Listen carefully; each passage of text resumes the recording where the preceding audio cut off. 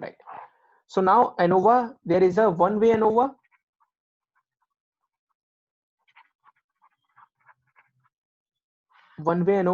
and there are some assumptions of ANOVA, right? You have to understand some assumptions also, only when you can easily interpret your result.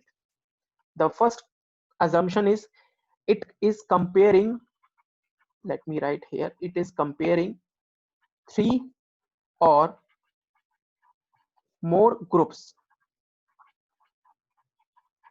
right, with respect to mean of a scale variable,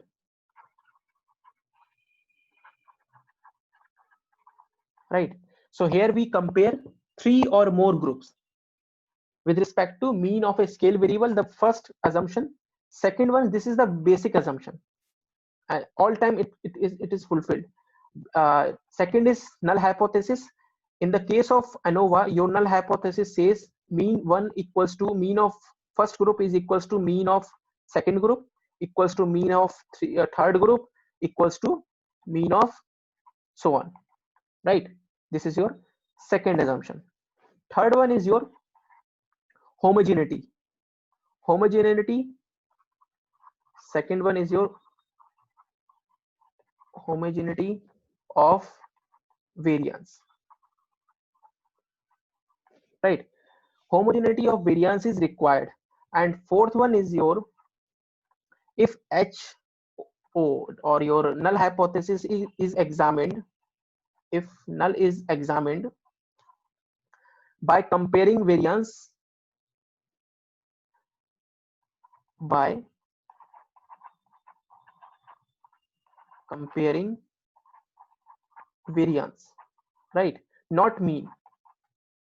Always remember that null hypothesis always be examined by the comparing variance, not mean, because this is your ANOVA. Here we analyze the variance. The full name of full form of your ANOVA is analysis of variance, right? And variance is what I will tell you later. And fifth condition, I can write here, fifth is post hoc test. That's it. We apply the post hoc test if we have 3 groups, of course, right? This is the important thing. So here we have the 5 assumptions. First 3, 1, 2, 3. First 3 are very basic assumptions. It can be easily fulfilled, right? And fourth one and fifth one, this is very important assumption. You can write very important assumptions for the ANOVA. You can you have to compare the variance, not mean, and then apply the post hoc test. All right. So just take the screenshot.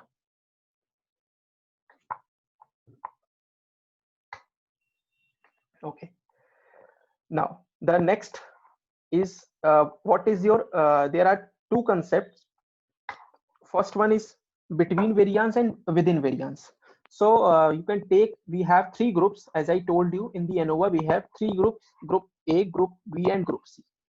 So this is your group A, this is your group 2 second group, and this is your group 3, right? So here we have number of variables in the each group, right? A number of values, respondent, whatever you want to say, and you just calculate the mean of first group, mean of second group, and mean of third group. Then you calculate the grand mean, this one, right? This is your total mean. Now you compare each group mean with grand mean. Each group mean, this group mean with grand mean, and this group mean with grand mean. So this is this calculation is known as your between group, right?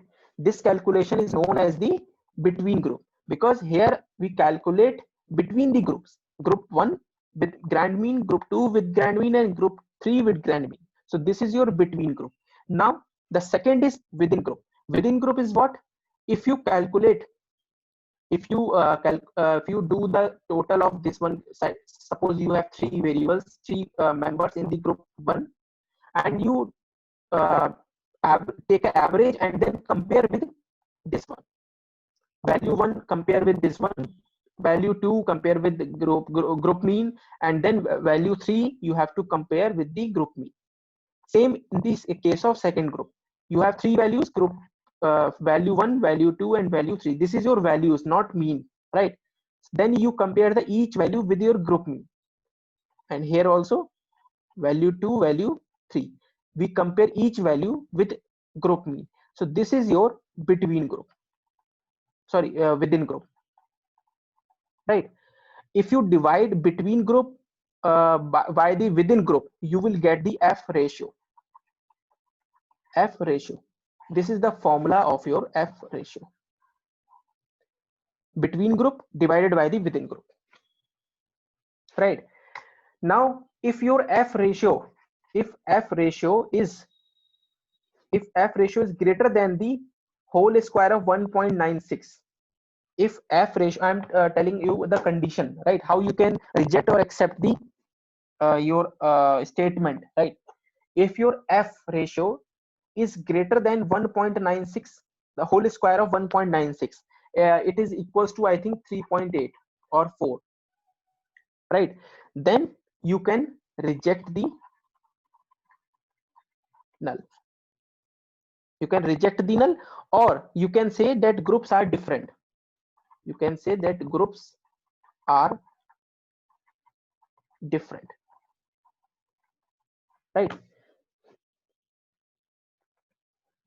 If F, the value of F is greater than 4, then you can say that groups are different.